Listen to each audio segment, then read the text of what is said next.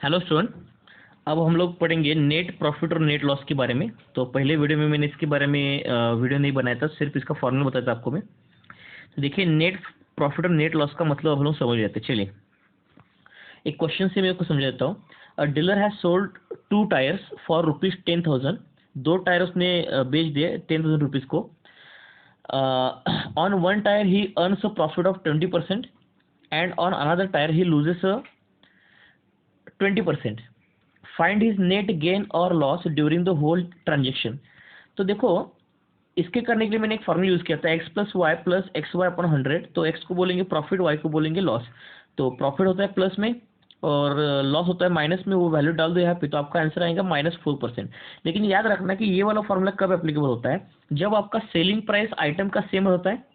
देखो, selling price आपका item का सेम होता है। अगर 2 टायर का सेलिंग प्राइस कितना था, 10,000, तो सेम था। और जब परसेंटेज प्रॉफिट और परसेंटेज लॉस जब सेम रहता है ना, तभी जाके ये वाला फॉर्मूला आप लगा सकते हो। अगर इसका आप डिटेल वर्जन चाहते हो तो डिटेल में देखो कैसा होता है। आपको पहले आइटम का टायर का सेलिंग प्राइस है 10,000 रुपीज़, दूसरे टायर का सेलिंग प्राइस है 10,000 रुपीज़। पहले टायर को सेल करने के बाद प्रॉफिट मिलता है 20% का, और दूसरा टायर सेल करने के बाद लॉस होता है 20% का। लेकिन पहले टायर का कॉस्ट प्राइस हमको मालूम नहीं, कितने कितने को वो टायर खरीद लिया था, वो कॉस्ट प्राइस नहीं मालूम। तो कॉस्ट प्राइस आपको निकालना पड़ेगा ना, नेट प्रॉफिट और नेट लॉस निकालने के लिए। क्योंकि ध्यान रखना, जो प्रॉफिट और लॉस होता है ना, वो हमेशा कॉस्ट प्राइस पर होता है, सेलिंग प्राइस पर कभी नहीं होता। ध्यान रखना, हमेशा कॉस्ट प्राइस पर होता है।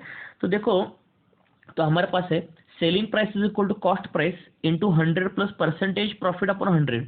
तो हमारे पास कॉस्ट प्राइस फर्स्ट निकालना पड़ेगा। और ध्यान रखना, इवन तो यहाँ पे सेलिंग प्राइस सेम है, लेकिन कॉस्ट प्राइस सेम नहीं होगा, क्योंकि उन पर आने वाला क्योंकि एक टायर पर प्रॉफिट आ रहा है और दूसरे टायर पर लॉस आ रहा है। इसका मतलब दोनों का कॉस्ट प्राइस सेम नहीं होगा। ध्यान रखना, अलग अलग होगा। तो तो यहाँ पे मैंने सेलिंग प्राइस ले लिया 10,000 रुपीज़। सेलिंग प्राइस ले लिया मैंने 10,000 रुपीज़ और कॉस्ट प्राइस निकालना है फर्स्ट के टायर का, और 20% का प्रॉफिट आ रहा है। तो 100 + 20 120 120 पर 100। इसको सॉल्व करने से आंसर आएगा cost price of the first tier is 10,000 into 5/6। इसको मैं ऐसे रखूंगा, बाद में कैलकुलेशन करने में आसानी होगी। चलो, अब सेकंड टायर के केस में लॉस हो रहा है, तो लॉस का मतलब यहाँ पे माइनस लगाना पड़ेगा ना आपको, परसेंटेज लॉस अपॉन 100। ठीक है।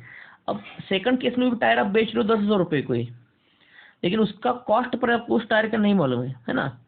और और यहाँ पे लॉस हो रहा है 20% का, डिवाइड बाय 100।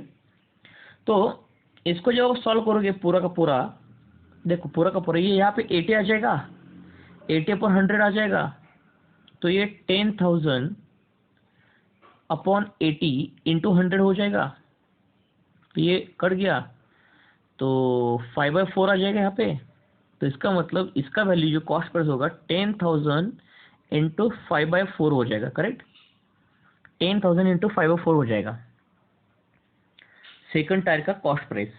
अब देखो, फिर अपना जो टोटल कॉस्ट है दोनों भी टायर का, टोटल कॉस्ट प्राइस, टोटल जो कॉस्ट प्राइस होगा ना, वो क्या होगा फिर, CP1 plus CP2, CP1 plus CP2। इसका मतलब वो क्या हो जाएगा, ये 10,000 हो गया इंटू 5/6, और ये हो गया 10,000 इंटू 5/4। तो क्या होगा, 10,000 कॉमन निकालो, तो 10,000 आप यहाँ पे कॉमन निकालो, तो 10,000 कॉमन निकाला तो यह क्या होगा, 5/6 प्लस 5/4। ठीक है। तो इसको सॉल्व करने के बाद देखो यहाँ पे कितना हो जाएगा, ये वाला पार्ट, ये 20 प्लस 30 50, 50/24, 50/24 हो जाएगा। तो इसको क्वेश्चन को आसान बनाने के लिए मैं क्या करता हूँ, देखो क्वेश्चन को आसान बनाने के लिए मैं क्या करता हूँ, टोटल कॉस्ट प्राइस आ रहा था आपका 10,000 इंटू 50/4 करेक्ट। अब इसको थोड़ा सा आसान बनाते हैं हम लोग। देखो यहाँ पे इसको आसान बनाऊंगा, 25/12 कर दूंगा। करेक्ट, 25/12 कर दूंगा। इसका मतलब लगभग 6, और नहीं ये तो कटेगा नहीं, तो इसका मतलब यहाँ पे जो आएगा वो 12 वैसे के वैसे रहेगा, 12 वैसे के वैसे रहेगा। ठीक है। अब अब ये भी 25 वैसे के वैसे रहेगा। ओके ठीक है। अब इसको सॉल्व करने के लिए आपको क्या करना पड़ेगा, इसको ओके यहाँ पे इसको काट देता हूँ 6 से और यहाँ पे कर देता हूँ 5000। करेक्ट, 5000 कर दिया मैंने, ये 3 हो गया और ये 2500 हो जाएगा, 2500 हो जाएगा यहाँ पे। ये 5000 को मैंने काट दिया तो ये 2500 हो जाएगा। ठीक है, तो 2500 इंटू 25 डिवाइड बाय क्या हो जाएगा 3 हो जाएगा। ये अपना क्या हो जाएगा वहाँ पे टोटल कॉस्ट प्राइस आ जाएगा, यहाँ पे इतना इतना ये टोटल क्या हो जाएगा कॉस्ट प्राइस आ जाएगा। ओके लगभग यहाँ पे 625,000 डिवाइड बाय 3 हो जाएगा। 625 डिवाइड बाय 3 हो जाएगा। तो इसको लगभग आप सॉल्व जब करने जाओगे तो 3 1 जार 3 2 जार 6 0 8 3 3.3 ऐसे कुछ तो निकल के आएगा, यानी 20,833.3 आएगा। ये टोटल कॉस्ट प्राइस आएगा, है ना। अब देखो टोटल सेल कितने का था, टोटल सेल प्राइस कितना था। तो पहला टायर बेचा मैंने 10,000 रुपये को और दूसरा भी टायर बेचा मैंने 10,000 रुपये को। तो टोटल सेलिंग मेरा कितना था, सेलिंग प्राइस कितना है मेरा 20,000 रुपीज़ का है।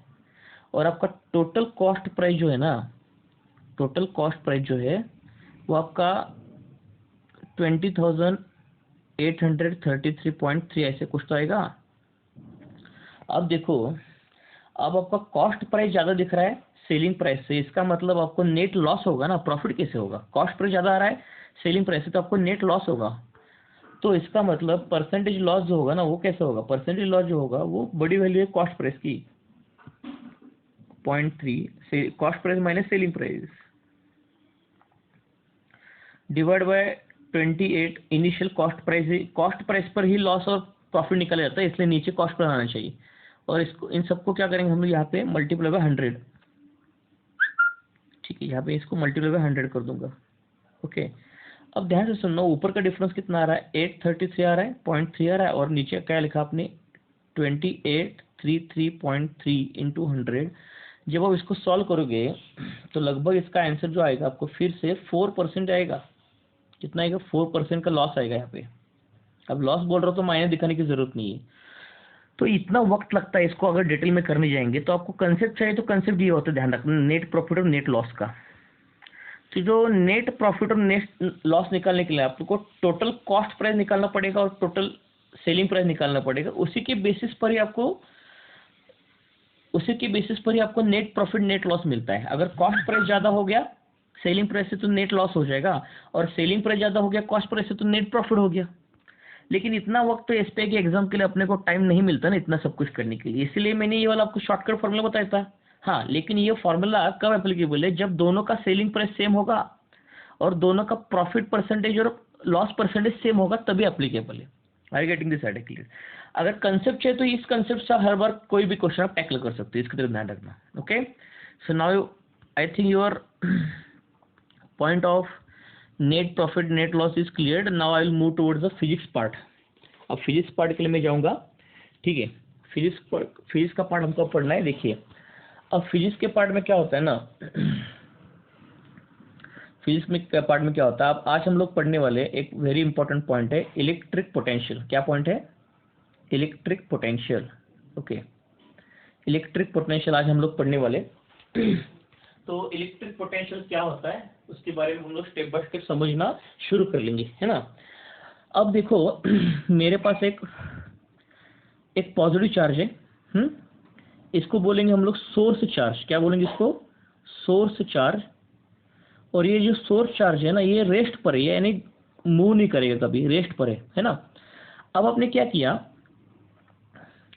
एक 2 पॉइंट चूज कर लिया आपने, यहाँ का पॉइंट नंबर 1 और यहाँ का एक पॉइंट नंबर 2। ठीक है, 2 पॉइंट आपने चूज कर लिया, पॉइंट नंबर 1 पॉइंट नंबर 2। और एक कहीं दूर से आप एक पॉजिटिव चार्ज ला रहे हो, उसको बोलते हैं टेस्ट चार्ज। क्या बोलते हैं उसको, टेस्ट चार्ज। उसको हम लोग बोलेंगे test charge, correct, test charge बोलेंगे। अब आपको इतना तो मालूम होगा कि टेस्ट चार्ज भी पॉजिटिव है और सोर्स चार्ज भी पॉजिटिव है, तो पॉजिटिव पॉजिटिव अगर नजदीक आएंगे तो उनके बीच में क्या होगा, रिपल्शन होगा, है ना। तो बताओ मुझको, पॉइंट नंबर 1 पर ज्यादा रिपल्शन होगा या पॉइंट नंबर 2 पर होगा? ऑब्वियसली पॉइंट नंबर 1 पर, क्योंकि ये जो टेस्ट चार्ज जैसे जैसे पॉइंट नंबर 1 की तरफ बढ़ने की कोशिश करेगा, रिपल्शन ज्यादा मिलेगा, लेकिन पॉइंट 2 पर टेस्ट चार्ज को रिपल्शन कम है ना। तो अगर आप इसके अलग अलग केसेस देख सकते हो, देखो इसमें एक फर्स्ट केस में ले लेता हूँ। फर्स्ट केस, पहले आप क्या करो, इस टेस्ट चार्ज को इस तरफ ला दो पॉइंट नंबर 1 पर। लेकिन आप मुझको बताओ, ये टेस्ट चार्ज जो है ना, ये अपने आप मूव कर सकता है क्या पॉइंट नंबर 1 की तरफ? नहीं कर सकता, क्योंकि पॉइंट नंबर 1 पर ये सोर्स चार्ज उसको क्या कर देगा, रिपेल कर देगा ना। रिपेल करने का मतलब ये सोर्स चार्ज ना टेस्ट चार्ज को आउटवर्ड धकेलने की कोशिश करेगा। वो बोलेगा तुम इधर मत आओ पॉइंट नंबर 1 पर। उसको बोलते हैं ना रिपल्शन। उसको क्या बोलते हैं हम लोग, रिपल्शन बोलते हैं ना, रिपल्शन बोलते हैं। तो अगर आपको टेस्ट चार्ज को इस पॉइंट नंबर 1 पर रखना होगा, तो उस पर आपको वर्क डन करना पड़ेगा ना। क्या करना पड़ेगा उसको, आपको वर्क डन करना पड़ेगा, है ना। वर्क यानी पीछे से कुछ तो फोर्स लगाना पड़ेगा ना आपको उस पर। और work done per unit charge Q, यहाँ पे मैंने टेस्ट चार्ज ले लिया, क्यू नॉट बोलो या क्यू बोलो, चलो क्यू बोलते हैं इसको हम लोग, क्यू बोल लेते हैं। इसको हम लोग क्यू बोल लेते हैं। तो आपने इस टेस्ट चार्ज क्यू पर जो वर्डन कर दिया ना, उसी को हम लोग बोलते हैं इलेक्ट्रिक पोटेंशियल। क्या बोलते हैं उसको हम लोग, इलेक्ट्रिक पोटेंशियल। और उसको दिखाया जाता है वी से। कैसे दिखाया जाता है, वी से दिखाया जाता है। और इलेक्ट्रिक पोटेंशियल का जो यूनिट होता है ना, इलेक्ट्रिक पोटेंशियल का जो यूनिट होता है जूल्स पर कूलम होता है। क्या होता है, जूल्स पर कूलम। क्योंकि आपको मालूम है वर्क एनर्जी होती है ना, वर्क डन क्या होता है, एनर्जी होता है वर्क डन। वर्क डन एक एनर्जी होता है। तो एनर्जी आप किस में मेजर करते हो, फिर जूल्स में मेजर करते हो ना। और चार्ज किस में मेजर होते हैं, कूलम में। और ध्यान रखना, जूल्स पर कूलम के हम लोग बोलते हैं वोल्ट। क्या बोलते हैं इसको हम लोग, वोल्ट। अरे बस सिर्फ बेसिक सा लॉजिक इसमें इतना है कि ये टेस्ट चार्ज है ना, ये पॉइंट नंबर 1 की तरफ खुद से नहीं जा पाएगा। क्यों, क्योंकि ये सोर्स चार्ज उसको रिपेल करेगा ना बाहर की तरफ। बाहर की तरफ उसको सोर्स चार्ज रिपेल करने की कोशिश करेगा। तो ये टेस्ट चार्ज अपने आप पॉइंट नंबर 1 पर नहीं आ सकता। तो इसका मतलब टेस्ट चार्ज के ऊपर आपको क्या करना पड़ेगा, कुछ वर्क लगाना पड़ेगा ना, वर्क। तो work done per unit charge, उसको बोलते हैं इलेक्ट्रिक पोटेंशियल। क्या बोलते हैं उसको, इलेक्ट्रिक पोटेंशियल। ठीक है। तो जितना हम लोग सोर्स चार्ज के नजदीक जाएंगे, उतना आपको इस टेस्ट चार्ज पर वर्क डन ज्यादा करना पड़ेगा ना।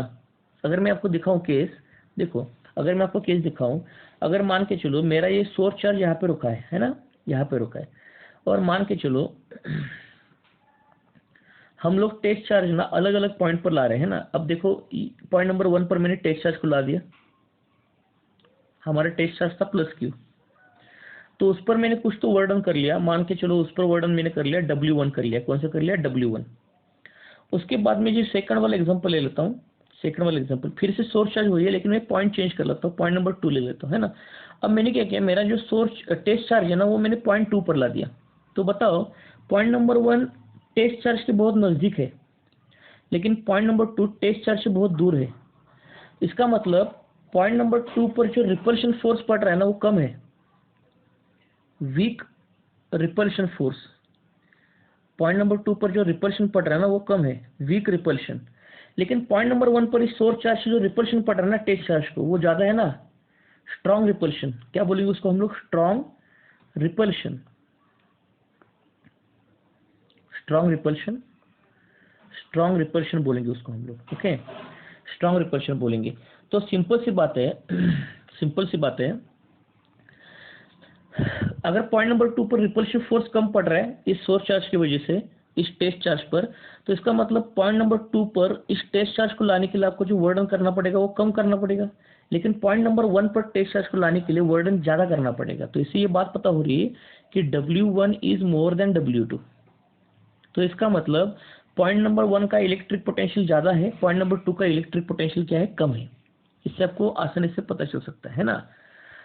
अब हमने ओहम्स लॉ में पढ़ के रखा था कि व्हाट इज पोटेंशियल डिफरेंस, बराबर ना, what is potential difference, potential difference. और ध्यान रखना वर्क एक एनर्जी होती है ना। तो यहाँ पे आप ज्यादा काम कर रहे हो, एनर्जी लगा रहे हो, यहाँ पे कम एनर्जी लगा रहे हो, गेटिंग दिस आइडिया क्लियर। तो पोटेंशियल डिफरेंस, तो पोटेंशियल डिफरेंस बच्चों कुछ नहीं होता, हमने फिर से वही सोर्स चार्ज ले लिया और पॉइंट नंबर 1 यहाँ पे बना दिया मैंने और पॉइंट नंबर 2 बना दिया।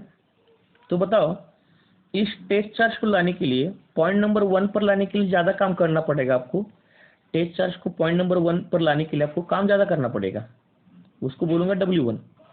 लेकिन टेस्ट चार्ज को पॉइंट नंबर 2 लाने के लिए आपको काम करना कम करना पड़ेगा, क्योंकि वहाँ पर रिपल्शन कम आ रहा है ना सोर्स चार्ज से, तो वो होगा वर्क W2 होगा, करेक्ट। अब फिर पॉइंट नंबर 1 का हम लोग इलेक्ट्रिक पोटेंशियल निकाल सकते हैं। पॉइंट नंबर 1 का हम लोग इलेक्ट्रिक पोटेंशियल निकाल सकते हैं। 1 का इलेक्ट्रिक पोटेंशियल होगा W1/Q, ये पॉइंट नंबर 1 का इलेक्ट्रिक पोटेंशियल हो जाएगा। पॉइंट नंबर 2 का इलेक्ट्रिक पोटेंशियल निकालेंगे हम लोग, V2 = W2/Q। तो वर्क डन अगर ज़्यादा हो रहा है तो इसका मतलब वहाँ का इलेक्ट्रिक पोटेंशियल भी ज़्यादा होगा, और वर्क डन अगर कम हो रहा है तो वहाँ का इलेक्ट्रिक पोटेंशियल भी कम होगा। तो इसका मतलब इन दो पॉइंट के बीच के जो इलेक्ट्रिक पोटेंशियल का जो डिफरेंस है, वैल्यू का डिफरेंस है, या दो पॉइंट का एनर्जी का डिफरेंस है। अगर देखो पॉइंट नंबर 1 पर आपको ज़्यादा एनर्जी मिल रही है, पॉइंट नंबर 2 पर आपको कम एनर्जी मिल रही है, यानी सिंपल सी बात है ना, पॉइंट नंबर 1 पर आपको ज़्यादा रिपल्शन मिल रहा है और पॉइंट नंबर 2 पर आपको कम रिपल्शन मिल रहा है। तो इसका मतलब हायर एनर्जी का पोटेंशियल कौन सा होगा, V1 होगा, और लोअर एनर्जी का कौन सा होगा, V2 होगा। इसका मतलब V1 - V2, इसी को हम लोग बोलते हैं पोटेंशियल डिफरेंस। क्या बोलते हैं इसको हम लोग, पोटेंशियल डिफरेंस। तो अगर मैंने इलेक्ट्रिक सर्किट अगर यूज़ किया, इलेक्ट्रिक सर्किट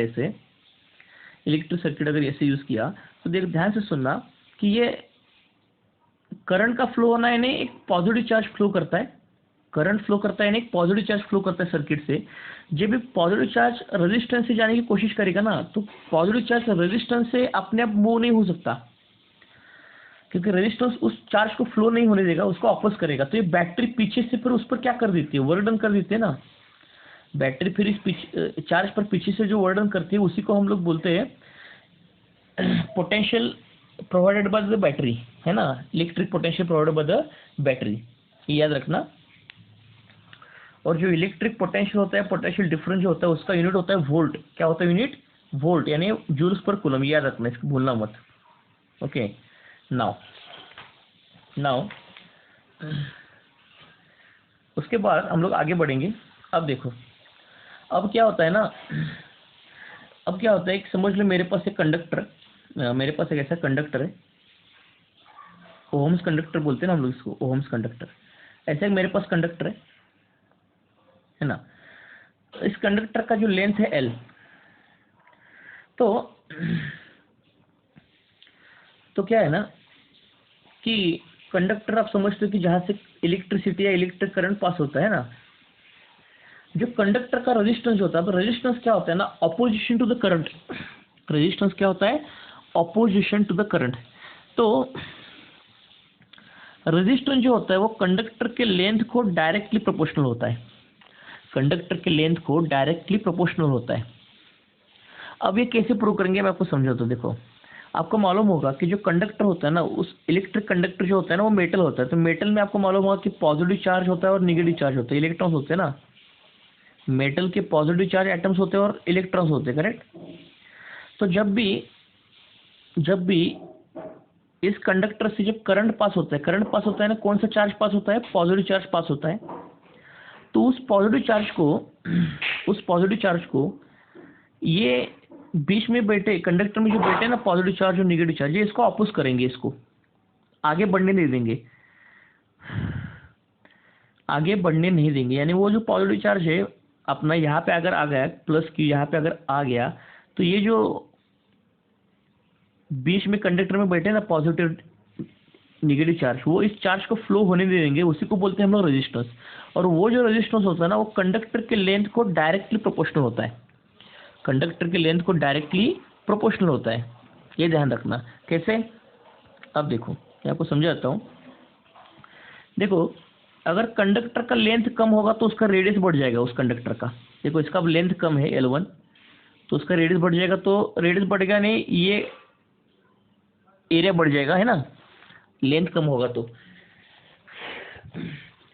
और इसमें जो पॉजिटिव चार्ज होंगे वो एक दूसरे से थोड़ा दूर जाएंगे, और निगेटिव चार्ज भी एक दूसरे से थोड़ा दूर जाएंगे, है ना। अब यहाँ से जब आप पॉजिटिव चार्ज फ्लो होगा करंट के थ्रू, तब इसको अपोजिशन थोड़ा सा कम मिलेगा, ये ऐसे बीच से जा सकता है ना। लेकिन जैसे जैसे अगर मैंने लेंथ बढ़ाया, अगर इसी कंडक्टर के मैंने अगर लेंथ बढ़ाया, तो लेंथ बढ़ाने का मतलब क्या होता है ना, इस वायर का रेडियस कम हो जाता है, वायर का रेडियस कम हो जाता है। रेडियस कम होने का मतलब क्या होता है ना, ये कंडक्टर में बैठे हुए चार्जेस एक दूसरे के नजदीक आना शुरू हो जाएंगे, कंडक्टर में बैठे हुए चार्जेस एक दूसरे के नजदीक आना शुरू हो जाएंगे। तो इस कंडक्टर से अगर कोई पॉजिटिव चार्ज को अगर फ्लो करने की कोशिश करूंगा, तो इस चार्ज को रेजिस्टेंस ज्यादा मिलेगा ना, लेंथ बढ़ने से चार्ज फ्लो होने को रेजिस्टेंस ज्यादा मिलेगा। इसका मतलब हमने प्रूव किया कि resistance of the conductor is directly proportional to the length of the conductor, directly proportional to क्या होता है, लेंथ ऑफ द कंडक्टर होता है, ठीक है। और कुछ कुछ चीजें याद रखना, कुछ कुछ चीजें होती है याद रखना, रेजिस्टेंस लेंथ को डायरेक्ट प्रोपोर्शनल होता है और रेजिस्टेंस एरिया को इनवर्सली प्रोपोर्शनल होता है, एरिया को क्या होता है, इनवर्सली प्रोपोर्शनल होता है। इसका मतलब resistance is directly proportional to L by A, और यहाँ से जो प्रोपोर्शनलिटी, यहाँ से अगर हमने प्रोपोर्शनलिटी साइन अगर हटाया, तो इसका मतलब यहाँ पे आ जाएगा आर इज इक्वल टू रो, इसको रो बोलेंगे, ध्यान रखना, इसको क्या बोला जाता है, रो बोला जाता है। और ये होता है रेजिस्टिविटी, क्या होता है, ये रेजिस्टिविटी होता है, कांस्टेंट वैल्यू होता है। ये सिर्फ मटेरियल पर डिपेंड करता है, किस पर डिपेंड करता है, मटेरियल ऑफ कंडक्टर पर डिपेंड करता है, मटेरियल ऑफ कंडक्टर पर डिपेंड करता है। यानी अगर कंडक्टर कॉपर का होगा तो उसका रेजिस्टिविटी अलग होगा, कंडक्टर अगर एल्यूमिनियम का होगा तो उसका रेजिस्टिविटी अलग होगा। सारी बस में, तो इन चीज़ों को आप याद रखना, इसको भूलना मत। ये तो बेसिक फंडामेंटल का पार्ट है, ये भूलना मत, इसको आपको बार बार लगेगा। अब इसके बेसिस पर कुछ हम लोग क्वेश्चन कर लेते। देखो क्वेश्चन ये होगा,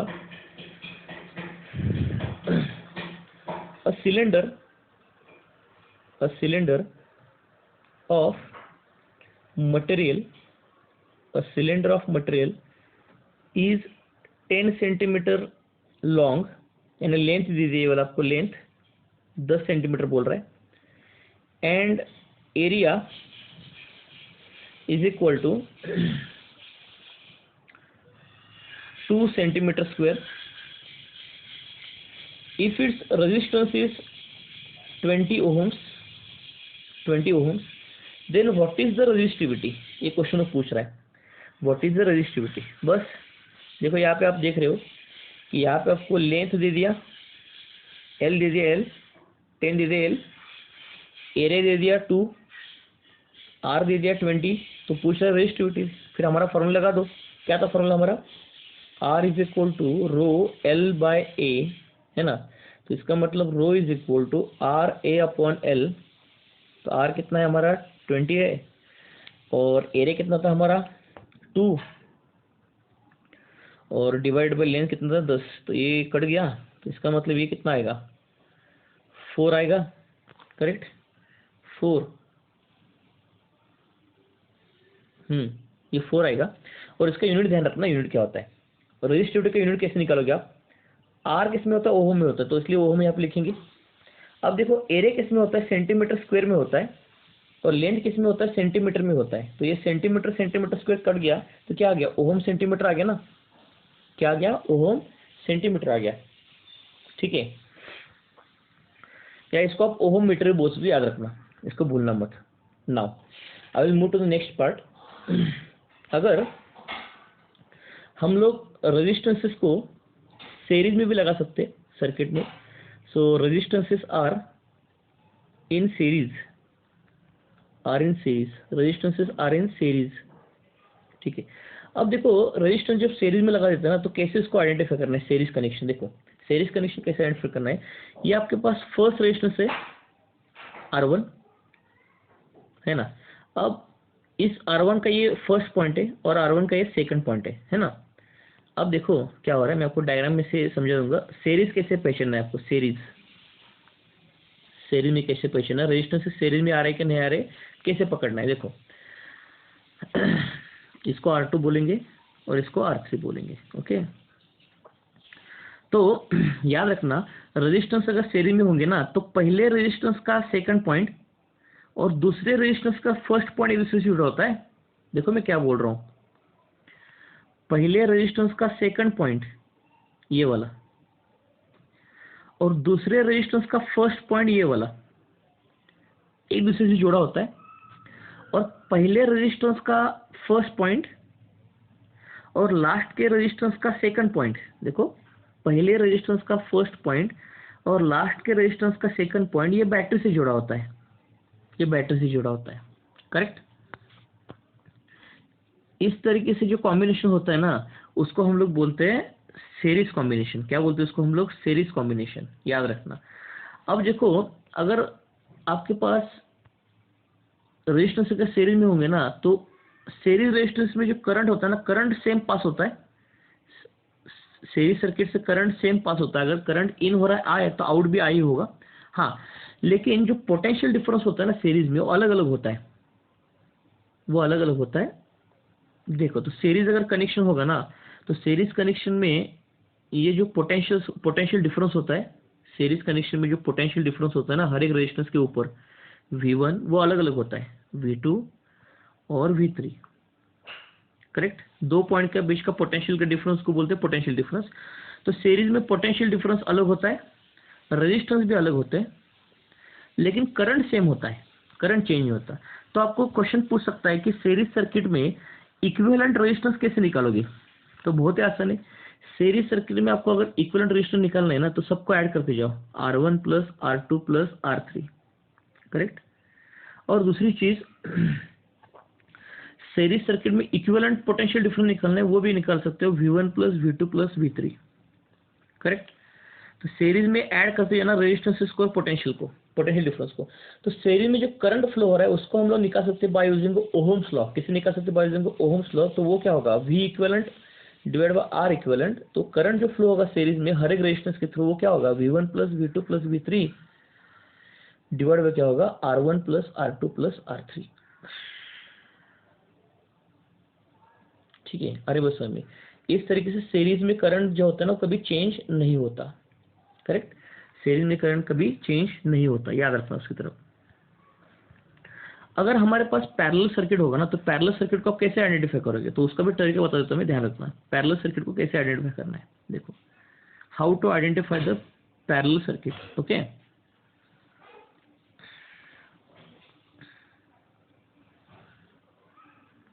पैरेलल सर्किट को कैसे आइडेंटिफाई करना है आपको। ओके, अब ध्यान से सुनना। अब देखो, हर एक रजिस्टर का जो फर्स्ट पॉइंट है ना, वो बैटरी को एक पॉइंट को जुड़ा होता है, और हर एक रजिस्टर का सेकंड पॉइंट बैटरी के दूसरे पॉइंट को अटैच होता है। Getting this idea clear?